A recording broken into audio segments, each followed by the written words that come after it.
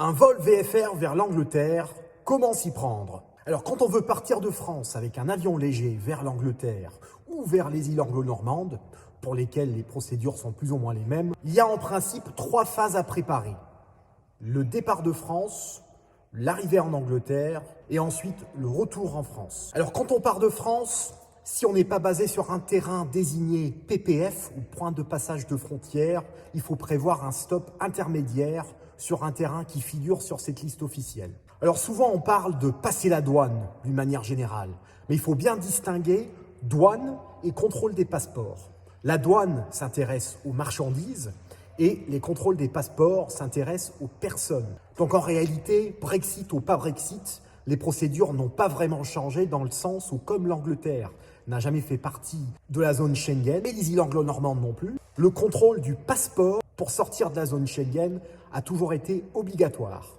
La seule chose qui a changé depuis le Brexit, c'est que comme l'Angleterre ne fait plus partie de l'union douanière, on doit aussi, en principe, faire un contrôle des marchandises qui pourraient se trouver à bord de l'appareil. Donc en général, sur les petits aérodromes avec contrôle des passeports, c'est la douane qui s'en occupe. Tout simplement parce que la douane est habilitée à contrôler à la fois les personnes et les marchandises. Tandis que la police aux frontières, qui contrôle les passeports dans les gros aéroports, n'a pas vocation à contrôler les marchandises et ne fait que les personnes. Alors quand on organise le contrôle au départ de la zone Schengen, ce qu'il faut savoir, c'est que pour la plupart des aérodromes, quand il n'y a pas de ligne régulière, c'est sur PPR, c'est-à-dire qu'il faut donner un préavis. En général, le préavis est de 24 heures ou de 48 heures et on envoie les informations par mail. Mais pour ne pas se tromper, il suffit de consulter la carte vague du terrain en question. Alors une fois le contrôle douanier fait, il faut penser à déposer un plan de vol, qui est obligatoire de toutes les façons pour n'importe quel vol qui traverse une frontière. Donc en France, le dépôt d'un plan de vol est relativement simple, soit on passe par les différents sites de la DGAC, ou alors on passe par une appli sur son iPad ou sur son téléphone qui permet de déposer le plan de vol. Et si ça ne marche pas, on peut aussi appeler le BRIA à Bordeaux pour déposer un plan de vol par téléphone. Maintenant, on passe à l'arrivée en Angleterre. Alors le plus important avant toute chose, c'est de penser à ce qu'on appelle le GAR, ou alors the General Aviation Report. Si on se pose à Jersey, ou à Guernesey, ou à Alderney, le rapport qu'on dépose s'appelle le GENDEC, the General Declaration. Mais le principe est exactement le même.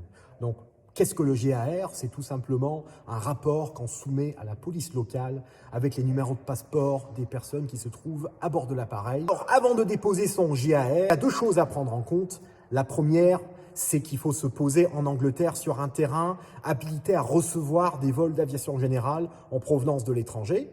Donc la liste officielle se trouve sur le même site que le rapport. Et la deuxième chose, c'est qu'il faut respecter soigneusement le préavis minimum qui est de 2 heures dans la plupart des cas. Sachant que le non-respect de cette obligation de préavis peut engendrer maintenant une amende allant jusqu'à 10 000 livres. Et après, une fois le GAR déposé, la police aux frontières anglaise peut décider de se déplacer ou non pour effectuer un contrôle. Avant le Brexit, je me suis posé plusieurs fois en Angleterre sans jamais avoir le moindre contrôle, mais il me semble que depuis le Brexit, les contrôles se renforcent. Donc il faut s'attendre à ce que la police vienne vous contrôler une fois posé. Ensuite, pour l'arrivée en Angleterre, alors selon l'aérodrome de destination, il faut savoir que les cartes VAC publiées sur le site de l'aviation générale en Angleterre sont assez basiques comparées à ce qu'on a en France et que ces cartes ne montrent pas le sens du tour de piste, par exemple. Donc pour avoir toutes ces informations quand même assez importantes avant le vol, il convient en général d'aller sur le site web de l'aérodrome qui donne des informations sur le tour de piste, les procédures d'arrivée, etc. Pour le départ d'Angleterre, pour rentrer en France, la première chose à faire, c'est déposer son plan de vol au départ de l'Angleterre. Ça paraît simple à dire, il faut savoir que le dépôt des plans de vol VFR dans d'autres pays est beaucoup moins simple que ce qui se fait en France. Pourquoi? Parce que la plupart des services de dépôt de plans de vol dans les autres pays sont payants. Donc le plus simple, pour ne pas être embêté, c'est d'installer une application du style SkyDemon ou 4Flight qui permet de tout faire depuis son iPad. Il fut un temps où le BRIA acceptait qu'on dépose les plans de vol par téléphone depuis l'étranger, mais apparemment, il y a quelques pays, dont l'Angleterre, qui ont commencé à râler parce que ça permettait aux gens de passer outre les systèmes payants. Donc prévoyez d'installer une application qui permet le dépôt du plan de vol.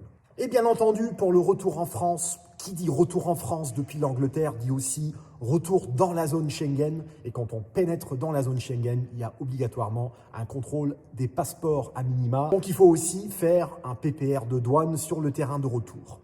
En général, c'est beaucoup plus simple de faire son départ et son retour via le même terrain, puisque ça permet de faire un seul rapport pour l'aller et pour le retour. Voilà donc quelques astuces pour partir en Angleterre en VFR avec un avion léger. N'hésitez pas à aller regarder mon autre vidéo sur les procédures radar en Angleterre. J'espère que cette vidéo vous a plu. Bon vol à tous et à très bientôt. Au revoir.